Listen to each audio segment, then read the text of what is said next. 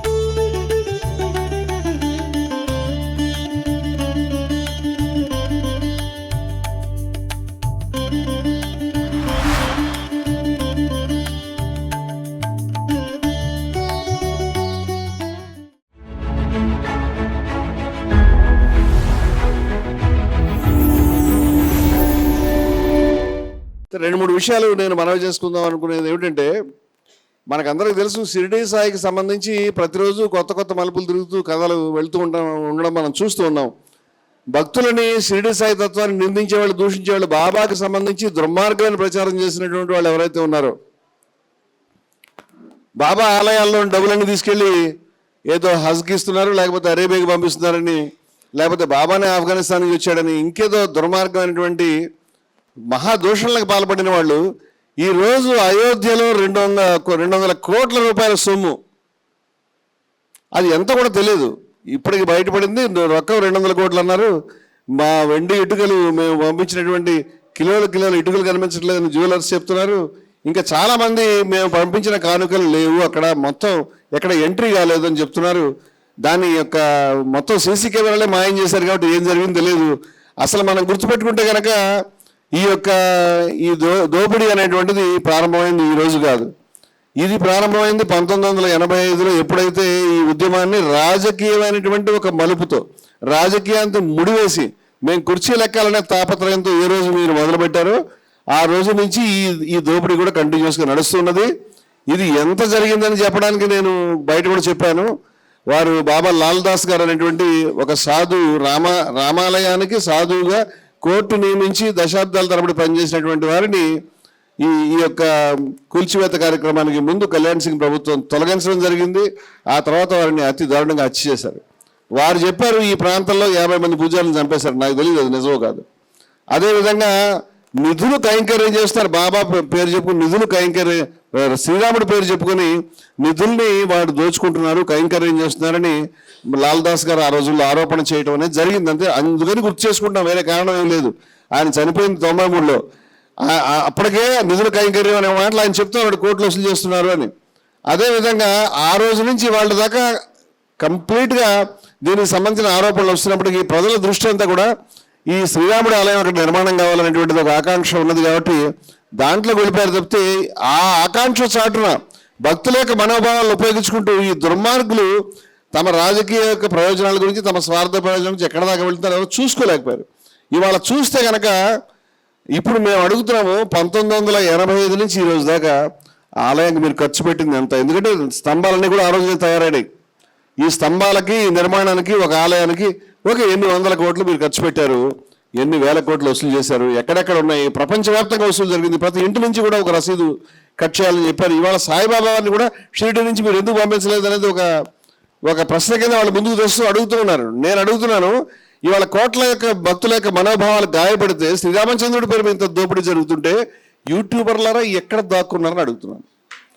షిరిడి సాయిబాబా మీద నిందించారే, లేని చోట మీరు దుర్మార్గమైనటువంటి ఆరోపణలు చేశారే, లేని దగ్గర మీరు అసలు ఏ సంబంధం లేని దగ్గర ఒక ట్రస్ట్ పేరు మీద ప్రభుత్వ ఆధ్వర్యంలో అక్కడ కలెక్టర్ గారి ఆధ్వర్యంలో నడుస్తున్నటువంటి షిరిడి ఆలయాన్ని గురించి ఎక్కడ లేని దుష్ప్రచారాలని నమ్మించే విధంగా చేసిన మీరు ఇవాళ రాముడికి వేల కోట్ల రూపాయలు, 100 కోట్ల రూపాయలు నష్టం జరిగితే, హత్యలు జరుగుతుంటే, దాని వెనకాల ఎంతో కుంభకోణాలు జరుగుతుంటే ఒక్క వీడియో కూడా, ఒక్క ప్రశ్న కూడా వేయట్లేదంటే మీరు హిందూ ధర్మాన్ని గురించి మీకు ఉన్నది ఏమిటి? మీకు శత్రువులా, లేకపోతే మీ వెనకాల ఎవరైతే దోపిడీదారులు ఎప్పటిదాకా ఈ దోచుకునేటువంటి పని చేశారో, రాజకీయ ప్రయోజనాలు అందుకున్నారో వాళ్ళ యొక్క బంట్ల మీరు మీకు ప్రయోజనాలు ఉన్నాయా అని అడుగుతున్నాను నేను.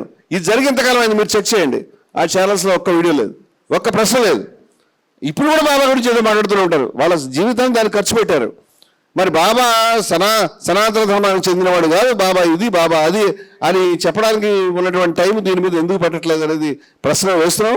దీనిపైన ఖచ్చితంగా కఠినమైనటువంటి శిక్ష, అది కూడా నేను యూపీ యోగి ఆదిత్యనాథ్ గారి ఆధ్వర్యంలో జరిగేటువంటి సిట్ విచారణ మీద నాకు తెలిసి నాకు కాదు కోట్ల మంది హిందువులకు నమ్మకం లేదు. ఎందుకంటే యువర్ ఇన్వాల్వ్డ్. మీతో ఉన్న సంస్థల మీద ఆరోపణలు వచ్చినాయి, మీ విహెచ్పి మీద ఆరోపణలు వచ్చినాయి, మీతో తిరుగుతున్నటువంటి, మీతో భుజం మీద చేసి తిరిగిన వాళ్ళ మీద ఆరోపణలు ఉన్నాయి. అంచేత మీరు ఆ విచారణ చేయడానికి సరిపోరు. ఖచ్చితంగా ఆ సుప్రీంకోర్టు ఆధ్వర్యంలో అది అంటే ఇవాళ కోర్టుని, ఎలక్షన్ కమిషన్లు దేన్ని కూడా నమ్మలేనంత నిష్పాక్షంగా దెబ్బతీశారు. అయినప్పటికీ మేము ఆశ చావక అడుగుతున్నాం, ఒక జ్యుడిషియల్ కమిషన్ రూపంలో, అది జడ్జి గారి నేతృత్వంలో కేంద్ర దర్యాప్తు సంస్థ ఏదైనా ప్రత్యేకంగా దీని మీద విచారణ ఆ రోజు నుంచి ఈ రోజు దాకా జరిగి నిజాలు బయట పెట్టాలి తప్పితే దీన్ని భగవంతుడైన శ్రీరామచంద్రుడి భక్తుల మనోభావాన్ని వాడుకుంటారా మీరు కుర్చీలు ఎక్కడానికి? కేవలం ఎన్నికలు రెండు నెలల ముందు ఉందనగా దాన్ని హడావుడిగా ఓపెన్ చేసి నిర్మాణ కార్యక్రమం కాకుండానే మీరు ప్రయోజనాలు ఉపయోగించుకుంటారా? బయట రాముడికి సంబంధించిన ఫ్లెక్సీలు పెడతారా? హరహర మహాదేవ్ బదులు హరహర మోదీ అని నినాదాన్ని మారుస్తారా? ప్రతిదాన్ని మీరు గాయపరిచారు. ఇలాంటి అనేక సంఘటనలు నేను చెప్పగలుగుతాను. అంచేత మతాన్ని రాజకీయ ప్రయోజనాలకి, స్వార్థానికి వాడుకుంటున్న వాళ్ళకి మతంలో దూరం పెట్టండి. అటువంటి ప్రయత్నం ఏనాడైనా షిరిడి సాయిబాబా వారి సంస్థలు చేసినాయండి? అటువంటి ప్రయోజనం ఎక్కడైనా షిరిడిలో జరిగిందా? జరగలేదే. అయినప్పటికీ మీ స్వార్థ ప్రయోజనాలకి మేము కూడా పనికిరాలేదు, ఈ సంస్థలు పనికిరాదనే అభిప్రాయంతో ఈ సంస్థల మీద దాడి జరుగుతుందనేది నా ఉద్దేశం. లేదంటే మీరు దీని గురించి కూడా మాట్లాడుంటే మీరు మాట్లాడలేదు. మీరు మాట్లాడితే నేను చూడలేదు, నేను చూసిన వాళ్ళు ఎవరు కూడా ఖండించలేదు.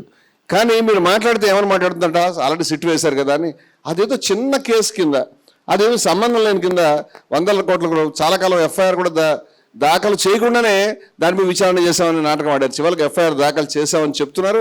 ఈ రోజు కూడా దాని పరిస్థితి తెలియదు. అంచేత ఈ యొక్క చేసేటువంటి అంపైర్ మనవాడైనప్పుడు మీరు ఆడేటువంటి ఆటతోటి మీరు చేసేటువంటి దాంతో మాకు ఏ విశ్వాసం లేదు. మేము అంగీకరించాం దీనిపైన నిష్పాక్షికమైన విచారణ జరగాలని మేము కోరుకుంటా ఉన్నాం. తర్వాత మిత్రులారా, షిరిడి సాయికి సంబంధించి అనేక విషయాల్ని మనం చర్చకు తీసుకొస్తున్నప్పుడల్లా వీళ్ళు తత్వాన్ని అర్థం చేసుకోకుండా, ఇందాక రజనీ కుమార్ గారు చెప్పినటువంటి అక్షరం కూడా మనం అర్థం చేసుకోవాలి. వారు మహావాక్యాల గురించి చెప్పారు. అలాగే ఇందాక అక్బర్ బాద్షా గారు అద్వైతాన్ని గురించి బోధించారు. ఇవన్నీ ఇది సనాతన ధర్మం యొక్క నిజమైన సారాంశం. ఇది సనాతన ధర్మంలో మాత్రమే మార్గం ఉన్నది. సనాతన ధర్మంలో వారు అక్బర్ బాద్షా గారు స్పష్టంగా ప్రకటించున్నారు, నీవే కావచ్చును, నీవు గురువు కావచ్చును, నీవు బ్రహ్మ యొక్క తత్వం కావచ్చును అని స్పష్టంగా చెప్పి ఉన్నారు. మనకు మహావాక్యాలు అదే విధంగా చెప్తున్నాయి. ఉపనిషత్తు బ్రహ్మవిద్ బ్రహ్మైవ భవతి అని స్పష్టంగా చెప్తూ ఉన్నది. అయినప్పటికీ సంబంధం లేకుండా అపభ్రంశమైనటువంటి మాటలు, అటువంటి మాటలు ఆయన హిందూ దేవుడు ముస్లిం దేవుడు, దేవుడికి హిందూ ఉండదు ముస్లిం ఉండదు అని ఎన్నిసార్లు చెప్తున్నా మళ్ళీ హిందూ దేవుడు ఎందుకు అవుతాడు అని. దేవుడు హిందూ కాదు, దేవుడికి మతం కానీ కులం కానీ ఏమీ ఉండవు అని మేము చెప్తున్నాం. సనాతన ధర్మాన్ని మీ దరిద్రపు మీరు తయారు చేసినటువంటి ఫ్రేమ్లోకి, మీరు మీ నమూనాలోకి, మూసలోకి మీరు తీసుకెళ్ళదలుచుకుంటే దాన్ని మేము బద్దలు కొడతామని చెప్తున్నాం. ఏదైతే వేదంలో సమానత్వ సూత్రం చెప్పబడిందో, ఏ ఉపనిషత్తులు అయితే ఈశావాస్యమిదం సర్వం అని చెప్పబడిందో మీరు ఒక్కసారి ఆలోచించండి. విద్యావినయ సంపన్నుడైన బ్రాహ్మణుడు, ఆవు, కుక్కను తినే చండాలుడు సమానం అని చెప్పినటువంటి తత్వం ద్వారకామయిలో సాక్షాత్కారం అయిందో లేదో మీరు చెప్పండి నాకు. అక్కడ కుక్కలు భోజనం చేశాయని చెప్పారు, అక్కడ బ్రాహ్మణ ఆయన పక్కన కూర్చున్నారు, అది మాలపల్లి, అక్కడ మాల కూడా వారి పక్కన కూర్చున్నారు. ఇది పరబ్రహ్మతత్వం అవుతుందా కాదా? నిర్దోషమి సమం బ్రహ్మ తస్మాత్ తే బ్రహ్మణి స్థిత, అందువల్ల వారు బ్రహ్మం యందే ఉన్నారు అని గీత ప్రకటిస్తుంది అని చెప్తున్నాను నేను. అవునా కాదా? చాలా స్పష్టంగా ఫోటోగ్రాఫ్ మాదిరిగా కనిపించే మాటలు ఇవన్నీ కూడా. మీరు ఉపనిషత్తుల్లోకి వెళ్తే, మీరు కనుక గీతలకు వెళ్తే, మీరు అద్వైత భావనలోకి మీరు వెళ్తే మీకు సాక్షాత్కారమైనటువంటి మూర్తి ఖచ్చితంగా షిరిడి సాయిబాబా వారిది, వారి యొక్క బోధనలో సాక్షాత్కారం అనమలేదు. దాంట్లో వారు చాలా స్పష్టంగా చెప్పిన విషయాల్ని. ఇప్పుడు మీరు మధ్యలోకి వచ్చి ఆయన హిందూ దేవుడు ఎట్లా అవుతాడు, ఆయన జాతకం ఎక్కడిది, ఆయన ఎక్కడి నుంచి పుట్టాడు, ఆయన ఏ గోత్రీకుడు, పిచ్చి పిచ్చి ప్రశ్నలు మీరు ఏమైతే వేస్తారో నవ్వుకుంటారు. మిమ్మల్ని చూసి, మీ సిగ్గులేనితనాన్ని చూసి మిమ్మల్ని చూసి నవ్వుకుంటారు కోట్లాది మంది భక్తులు. మీరు శాపనార్థాలకు ఏమీ జరిగేదేమీ లేదు. ఇవాళ లక్షల మంది, వేల మంది సమీకృతమైనటువంటి కార్యక్రమాలు తలపెట్టి జరుగుతూ ఉన్నాయి. షిరిడి సాయి భక్తులు మీ పిచ్చి మాటలకి లొంగిపోయేంత అమాయకులు కూడా కాదు. మరొక విషయాన్ని నేను చెప్పాలని అనుకుంటున్నాను. అంచేత ఈ ప్రశ్న కూడా చాలా మంది ఏమని చెప్తారంటే, వారిని గురువుగా గౌరవించండి, వారిని మీరు ఏమీ తీసుకోకండి, లేకపోతే వారికి సంబంధించి మీరు ఏమీ పెద్ద పట్టించుకోవద్దు, వారి ఊరికే అనండి, వారిని కూడా మీరు గౌరవించండి అని అదొక మిడిల్ ఆర్గ్యుమెంట్ ఒకటి చెప్పి మన గాయపరుస్తూ, మీకు ఇన్ని దేవాలయాలు ఎందుకు అంటే, దేవాలయాల సంఖ్య ఎవరు చూసి కట్టినట్టు, ఎవరి ఇష్ట దైవాన్ని వాళ్ళు పూజించుకుంటారు. ప్రస్ఫుటంగా సనాతన ధర్మాన్ని వారు ముందుకు తెచ్చారు కాబట్టి ఇవాళ లక్షల మంది, కోట్ల మంది భక్తుల యొక్క ఇష్టదైవంగా వారు ఇళ్లలోనూ బయట ఆలయాల్లోనూ పూజలు అందుకుంటున్నారు. సాయిబాబా ఆలయాలు పెరుగుతాయి, భక్తులు కూడా పెరుగుతారు. మీరేమి దాని గురించి ఆలోచించాల్సిన అవసరం లేదు. ఇది సనాతన ధర్మంలో లేదు అంటే నేను ఒక శ్లోకాన్ని వారి దృష్టికి, మన భక్తులందరి దృష్టికి కూడా తీసుకురావాలని నేను అనుకుంటున్నాను. ఉపనిషత్తు నుంచి అనేక మహావాక్యాల నుంచి కూడా ప్రమాణాలు చూపించి ఉన్నాను. ఇప్పుడు నేను చూపించబోయే ప్రమాణం బాబా దేవుడా కాదా, వేదంలో ఉందా అది కాదు. నేను చూపించబోయే ప్రమాణం ఏమిటంటే, బాబా గారిని పూజించవచ్చా లేదా సనాతన ధర్మం ప్రకారం. అంటే మాకు ఆ సందేహం ఎవరికైనా ఉంటే మనసులో, వారిని పూజ చేయకూడదు, వారిని గురువుగా చూడాలని చెప్తున్న వాళ్ళకి సమాధానం ఇది. ఇక్కడ ఎవరైతే తత్వాన్ని తెలుసుకున్నారో, ఎవరైతే బ్రహ్మవిద్ బ్రహ్మైవ భవతి, బ్రహ్మం అనేటువంటిదే మన యొక్క తత్వం. బ్రహ్మం అంటే ఆత్మ అంటే ఉపనిషత్తులు చెప్తున్నటువంటిది ప్రపంచానికి మూలాధారమైనటువంటి అక్షరతత్వం. ఏనాటికి నశించినది ఏదైతే ఉన్నదో, ఏది కారణభూతమే ఉన్నదో దాన్ని ఉపనిషత్తులు బ్రహ్మం అన్నాయి, దాన్ని ఉపనిషత్తులు ఆత్మ అన్నాయి. దాన్ని పేరు కూడా అవసరం లేదు కాబట్టి తత్ అంటే అది అన్నాయి. తత్వమసి, అది నువ్వే అని కూడా చెప్పినాయి. ఇవి మహావాక్యాల యొక్క సారాంశం. అయితే ఇక్కడ బ్రహ్మవిద్ బ్రహ్మైవ భవతి, బ్రహ్మాన్ని ఎవరైతే అర్థం చేసి సాక్షాత్కరించుకున్నారో వారు బ్రహ్మమే అయి ఉంటారు అని మీరు చెప్తారు.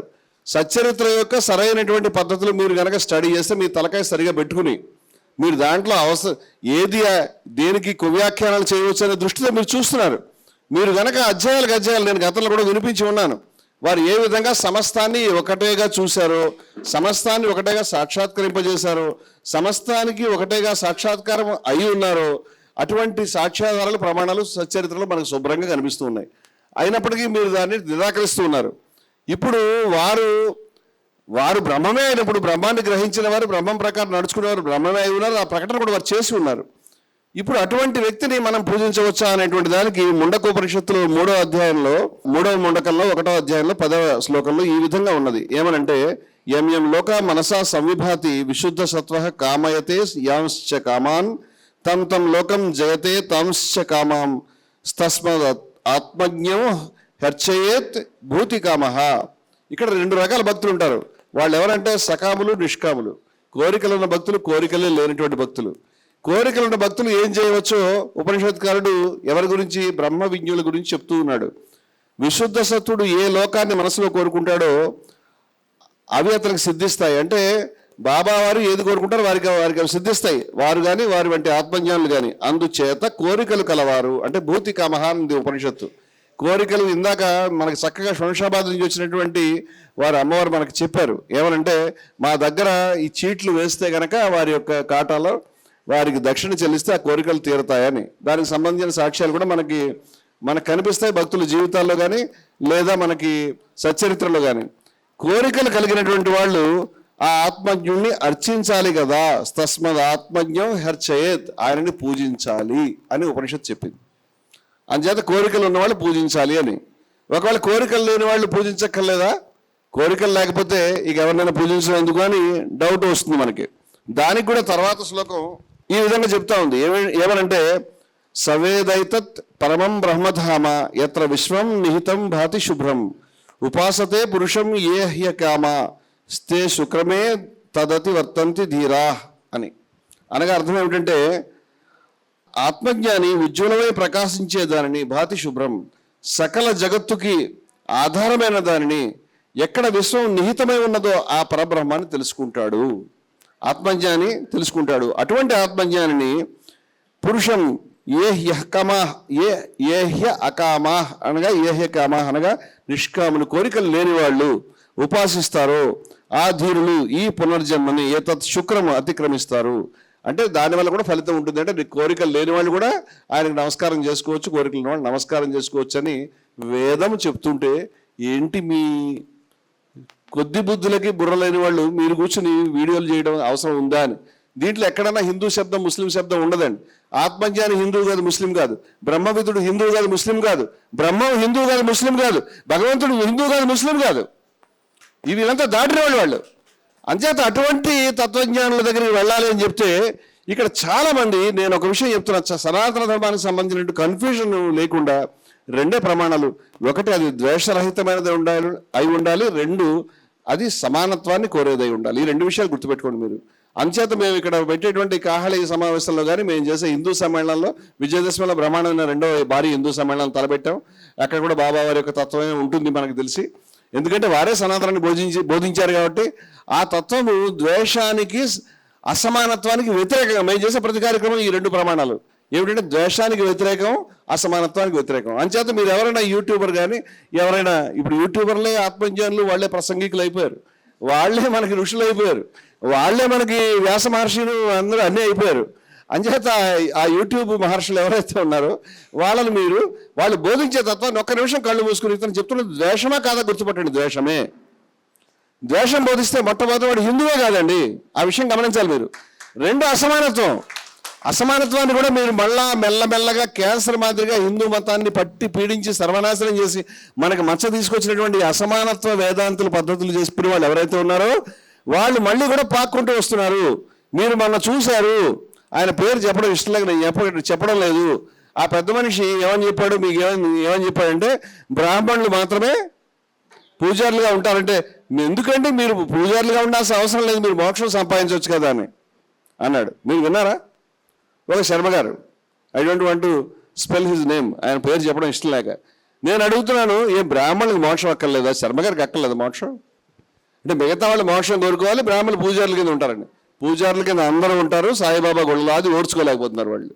అక్కడ సాయిబాబా గారి గుడి దాకా వెళ్ళి వారి యొక్క పాదపద్మాలను స్పృశించే అవకాశం చాలా గుళ్ళలో ఉంది, అది వారు భరించలేరు. ఈ అంతరాలు ఉండాలి, ఈ లేడర్ ఉండాలి, ఈ నిచ్చెన ఉండాలి, ఈ దరిద్రం అంతా ఉండాలి. ఎప్పటి నుంచి చెప్తూ ఉన్నారు మీరు? అంచేత మీ దరిద్రం ఏదైతే ఉన్నదో దీన్ని మేము ఏమని చెప్తున్నామంటే ఇవాళ హిందూ మతం అనేటువంటిది సనాతన ధర్మం ఏదైనా కానివ్వండి, ఇది ప్రపంచవ్యాప్తంగా చాలా అద్భుతమైనటువంటి తత్వం. ఇటువంటి తత్వం లేదు. మనిషిని ఎవరైనా దేవుడు కావచ్చని ప్రామిస్ చేశారా? ఎవరైనా ప్రామిస్ చేశారా? నువ్వు కావచ్చు తత్వమసే లేదా ఒక్క ధర్మం ప్రకటించిందే లేదే. దేవుడును మనిషి వేరుగా ఉంటారు, దేవుడుకి బానిసగా మనిషి ఉంటాడని చెప్తూ ఉన్నారు వాళ్ళు. కానీ సనాతన ధర్మం దాన్ని అతిక్రమించి నీవు దైవానికి కాగలిగేటువంటి మార్గాన్ని చూపించింది. నాకేదో 2 అంతస్తుల మేడ కాదు, నన్ను ఏదో ఎమ్మెల్యే చేయడం కాదు, నువ్వు సీఎం చేయడం కాదు, దైవాన్ని చేయవచ్చు కానీ నువ్వు దైవుడు కావచ్చని ఆఖరి యొక్క తాళ్ళని కూడా తెగొట్టి నిన్ను ఒక గొప్ప సింహాసనం మీద కూర్చోబెట్టేటువంటి తత్వం ఎక్కడ లేదు కదా. ఇటువంటి తత్వానికి వీళ్ళంతా ఈ దరిద్రులంతా బట్టి మొదటి నుంచి కూడా ఏ ధర్మం అయితే సమానత్వాన్ని బోధించిందో, సమానత్వ సూక్తాన్ని చెప్పిందో, ఏ ధర్మం అయితే నిర్దోషమి సమం బ్రహ్మాన్ని ప్రకటించిందో, ఏ ధర్మం పదే పదే సమానత్వాన్ని గురించి చెప్పిందో ఆ ధర్మంలో వీళ్ళు తయారై ఇవాళ కేటగిరీస్ కింద మనుషుల్ని వేల కేటగిరీస్ కింద విడగొట్టి ఒకళ్ళు ఎక్కువ ఒకళ్ళు తక్కువ ఒకళ్ళు ఎక్కువ ఒకళ్ళు తక్కువ అని విడగొడుతూ వస్తే దాన్ని బద్దలు కొడుతున్నటువంటి వాళ్ళు, దాన్ని పక్కన పెడుతున్నటువంటి వాళ్ళు, దాన్ని ధ్వంసం చేసి సమానత్వాన్ని నిలబెడుతున్నటువంటి వాళ్ళు సనాతన ధర్మాన్ని నిలబెడతారా? లేకపోతే మీరు బయట ఉండండి, మేము చెప్తాము, మా పుస్తకాలు రాస్తుంది, నీ పుస్తకాలు నువ్వు చదువుకునే బుర్ర సక్రమంగా లేక ఆ పుస్తకాలను భ్రష్టు పెట్టించావు, తప్పుడు అర్థాలు చెప్పావు ఇప్పటిదాకా. నేను చెప్తున్నాను, ఇవాళ ఏదైతే తప్పుడు అర్థాలు చెప్పారో చాలా చోట్ల ప్రక్షిప్తాలుగా రాసి పెట్టారో, పురాణాల్లో కావచ్చు, వేదంలో కావచ్చు, ఎక్కడైనా కావచ్చు, స్మృతుల్లో కావచ్చు, మేము అసమానత్వాన్ని విద్వేషాన్ని బోధించే వాటిని తిరస్కరిస్తామని మేము ప్రకటిస్తూ ఉన్నాం. అది కాదు సనాతన ధర్మం అంటే. ఎక్కడైతే సమానత్వాన్ని ద్వేషరాహిత్యం చెప్తారో దాన్ని మాత్రమే మేము ఆమోదిస్తామని. తప్పారంటే మీరు చెప్పండి. మేము తత్వానికి మనం అనుకూలంగా వాళ్ళ అనుకూలంగా ఉన్నారా? ఆ విషయాన్ని మీరు చెప్పండి. ఈరోజు హిందూ మతంలో జరుగుతున్నటువంటి గొప్ప ప్రజాస్వామిక విప్లవం ఏదైతే ఉన్నదో, నేను మళ్ళీ చెప్తున్నాను, హిందూ మతంలో జరుగుతున్నటువంటి ప్రజాస్వామిక డెమోక్రటిక్ రెవల్యూషన్, ప్రజాస్వామిక విప్లవం ఏదైతే ఉన్నదో, ఆధ్యాత్మిక ప్రజాస్వామిక విప్లవం, దానికి నాయకత్వం వహిస్తున్నారు మీరంతా కూడా, ఇక్కడ కూర్చునే వాళ్ళంతా కూడా. మీరు దాన్ని ముందుకు తీసుకెళ్తా ఉన్నారు, ఈ యొక్క తత్వాన్ని బోధించే వాళ్ళంతా కూడా. ఎందుకంటే ఇటువంటి డెమోక్రటిక్ రెవల్యూషన్ పేరు మీద ఏ రోజైతే అక్కడ అంటే ఇది ప్రపంచంలో జరుగుతుంది, ధర్మాన్ని తప్పుదారి పట్టించినటువంటి వాళ్ళు దానికి భవిష్యత్తులో క్షమాపణ చెప్పాల్సి వస్తుంది. యేసుక్రీస్తు ఆయన మా పొరుగువాడిని ప్రేమించమని చెప్పాడు, కానీ ఏమీ తప్పులు చెప్పలే. కానీ ఆ ధర్మాన్ని నడిపించిన వాళ్ళు తప్పులు చేశారు. బానిసత్వాన్ని, అదేవిధంగా వలసవాదాన్ని, అనేకమైన దారుణమైన తప్పులు చేశారు. ఆ తప్పులు చేసినందుకు వాళ్ళ యొక్క కేథలిక్ చర్చిలో ఉండే వాటికల్లో ఉండేటువంటి పోపు గారు దానికి సంబంధించి పదే పదే క్షమాపణలు చెప్పారు. మా పాపాలను క్షమించండి, మేము బానిసత్వాన్ని మేము చాలా కాలం సమర్థించాము, పొరపాటుది, తత్వానికి విరుద్ధమైనది. అదేవిధంగా మేము వలసవాదాన్ని సమర్థించాము, అదేవిధంగా మేము వివక్షను అనేక సందర్భాలు సాధించి చెప్పారు. మేము కూడా చెప్తున్నాం, సనాతన ధర్మాన్ని భ్రష్టు పట్టించినటువంటి మీరు ఎవరైతే పీఠాల గురించి మాట్లాడుతున్నారో, ఎవరైతే మీరు ఈ యొక్క గొప్ప గొప్ప వాళ్ళు వాళ్ళందరికీ మొక్కమని చెప్తున్నారో, ఇవాళ సాయిబాబా అనేటువంటి తత్వం చుట్టూ దాన్ని ఓ గొప్ప ఆకాశాన్ని మేము పిడికిట్లో పట్టుకుంటాము, సముద్రాన్ని మేము ఏదో ఈ లోటాలు బంధిస్తామనేటువంటి వెర్రి ప్రయత్నం మీరు చేస్తూ మీరు చెప్తూ ఉన్నారో, మీ పీఠాలన్నీ కూడా మీరు భవిష్యత్తులో ఈ అసమానత్వానికి ఎవరైతే ఎంతకాలం చెప్పారో మీరు సారీ చెప్పాలి. You must say sorry. సనాతన ధర్మాన్ని భ్రష్టు పట్టించేందుకు. కానీ ఇది మా ప్రశ్న. ఎవరి తరఫున అడుగుతున్నామంటే, ఎవరైతే ఇప్పటిదాకా సమానత్వం ఆ కబీర్ తరఫున, ఆ యొక్క బ్రహ్మనాయుడు తరఫున, ఆ యొక్క బసవన్న తరఫున, ఆ యొక్క మహనీయులైనటువంటి ఉపనిషత్ ఋషుల తరఫున, ఎవరైతే సమానత్వాన్ని సూక్తులు సాక్షాత్కరింపజేశారో, సాక్షాత్కరించుకున్నారో ఆ మహనీయుల తరఫున, అదేవిధంగా మనకు వచ్చినటువంటి అనేకమైన రవిదాస్ తరఫున, అలాగే కబీర్ దాస్ తరఫున, మన చుట్టూ ఉన్నటువంటి దొన్న ఇద్దాస్ గారు, ఆ పీఠం నుంచి కూడా వారసుడు వచ్చాడు వాడు చెప్తా, దొన్న ఇద్దాస్ గారి తరఫున, వీరబ్రహ్మేంద్ర స్వామి తరఫున, సనాతన ధర్మాన్ని నిలబెడుతున్నటువంటి మా షిరిడి సాయి తరఫున, అందరి తరఫున మేము చెప్తున్నాము. మీరు సారీ చెప్పాల్సి వస్తుంది మీరు చేసినటువంటి తప్పులకి. మేము సారీ చెప్పాల్సింది, తత్వంలో మేమున్నాం, ధర్మంలో మేమున్నాం అని మేము చెప్తూ, సమర్థ సద్గురు సాయినాథ్ మహారాజ్కి జై.